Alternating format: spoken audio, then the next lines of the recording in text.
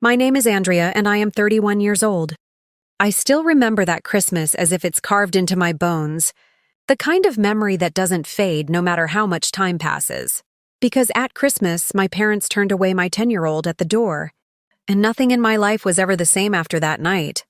I wasn't there when it happened, and maybe that's what hurts the most, because if I had been, I would have stood in that doorway and blocked it with my own body.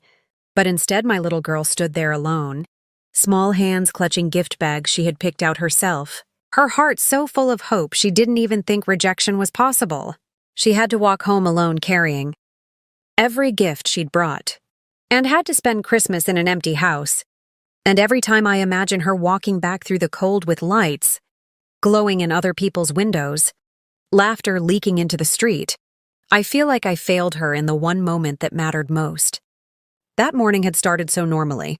She had woken up before dawn, buzzing with excitement, whispering to herself as she wrapped the last present for her grandparents, carefully taping the edges because she wanted it to look perfect.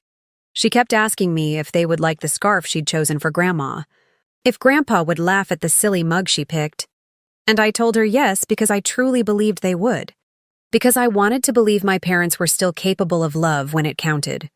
When we pulled up to their house, she jumped out of the car before I could even turn the engine off, practically running up the steps like Christmas itself was waiting behind that door.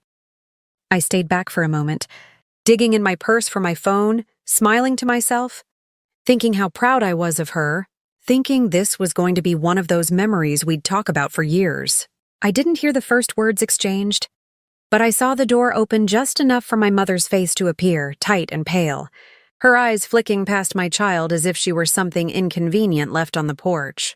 My daughter's smile faltered, just a little, the way it does when a child senses something is wrong but hasn't accepted it yet. Then I heard the door close. Not slammed, not dramatic, just firmly shut like a decision already made.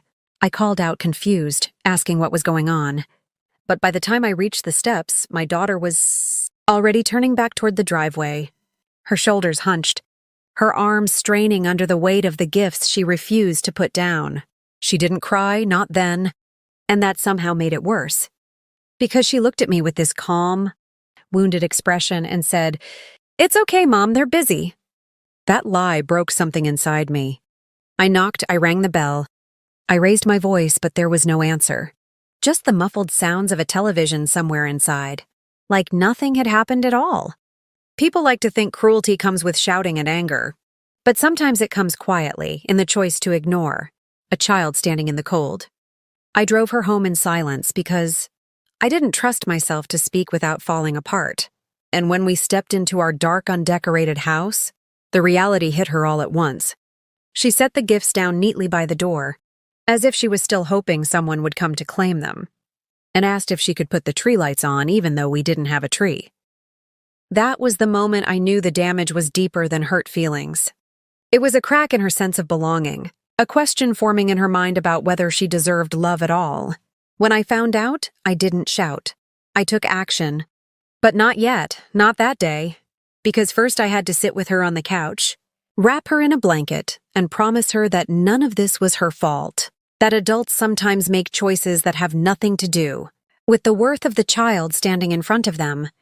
Later that night, after she fell asleep clutching one of the gifts she'd meant to give away, my phone buzzed with messages from relatives asking why we hadn't come, casual words that made my hands shake with rage. I typed and deleted a dozen replies, knowing that whatever I said would change things forever. I stared at my parents' number for a long time, waiting for an apology that never came, waiting for a sign that they understood what they had done. 5 hours passed, the house silent except for the hum of the heater, and somewhere deep inside me a line was crossed.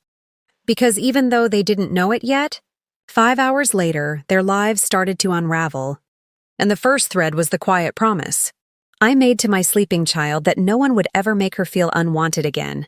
Not on my watch, not ever. I didn't sleep that night, not really. Because every time I closed my eyes, I saw my daughter standing on that porch again. And just before dawn, I made one phone call that changed everything.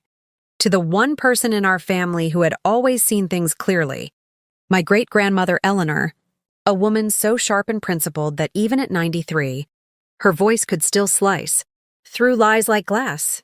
I told her everything in one breath. About the door, the silence. How at Christmas, my parents turned away my 10-year-old at the door, and there was a pause on the line so long I wondered if the call had dropped, until she spoke in a voice so cold it made my skin prickle and said, "Give me their address, Andrea." By noon, she had already done what the rest of us had been too polite, too scared, or too conditioned to do for years, because my great-grandma called her lawyer. And she didn't do it for revenge, she did it for truth. You see, my parents had built their entire lives on an image, the perfect couple, generous, respectable, pillars of the community, but behind that image were contracts, properties, and a family trust that all technically belonged to Eleanor, set up decades earlier to protect future generations, with very clear clauses about conduct and responsibility.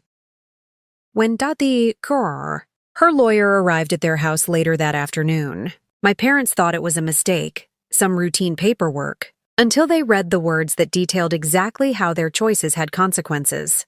The lawyer explained calmly and professionally that Eleanor had decided to review the trust in light of recent behavior, specifically behavior involving the neglect and emotional harm of a minor family member. My mother tried to laugh it off, according to the lawyer, said it was all a misunderstanding, that children exaggerate, that Christmas was stressful, but Eleanor had already submitted a sworn statement describing what had happened, backed by my call logs, messages, and a time-stamped photo of my daughter's gifts sitting untouched by our door. Within an hour, access to accounts was frozen pending review. Authority over several properties was suspended, and suddenly the people who had shut a door on a child were scrambling to keep their own world from collapsing. Meanwhile, back at home, my daughter woke up to the smell of pancakes and the sound of music, and for the first time since the night before, she smiled without forcing it. I told her we were going to make our own Christmas, our own rules, and we spent the day building a blanket fort, watching movies, and opening the gifts she had been so carefully carrying. Gifts she decided to keep or donate herself, because I wanted her to feel in control again. In the evening, Eleanor called me back and asked to speak to my daughter directly, telling her how proud she was of her courage and kindness, and promising that no one who treated her that way would ever get to decide her worth again. Over the next few days, the fallout spread quietly but thoroughly, because reputation is fragile when it's built on pretense. My parents' friends started asking questions, board members grew distant, and invitations stopped coming, not because anyone knew every detail, but because uncertainty makes people nervous.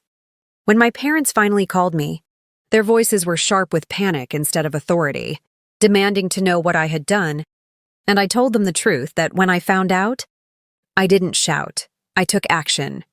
And that action came from a place they had underestimated for years, the resolve of a mother and the backbone of a woman who had survived far worse than their disapproval. They asked to see my daughter, to explain, to fix things, but I said no, because apologies made under pressure aren't apologies. They're negotiations, and my child wasn't a bargaining chip. Eleanor finalized the trust changes a week later, redirecting funds toward education accounts and charitable foundations focused on child welfare, making it clear that legacy meant protecting the vulnerable, not rewarding cruelty. On Christmas night, exactly 1 year later, my daughter and I stood in a house filled with laughter, friends and chosen family, and she looked up at me and said she wasn't scared of doors anymore because she knew there would always be someone on her side. That was the moment I understood that the real unraveling wasn't financial or social. It was moral, because people who can turn away a child at the door lose something essential, and once it's gone, no amount of money or status can replace it. If this story moved you, if it reminded you that actions matter and protecting children is never optional, subscribe to the channel and stay with us. Because stories like this deserve to be heard, remembered, and turned into strength.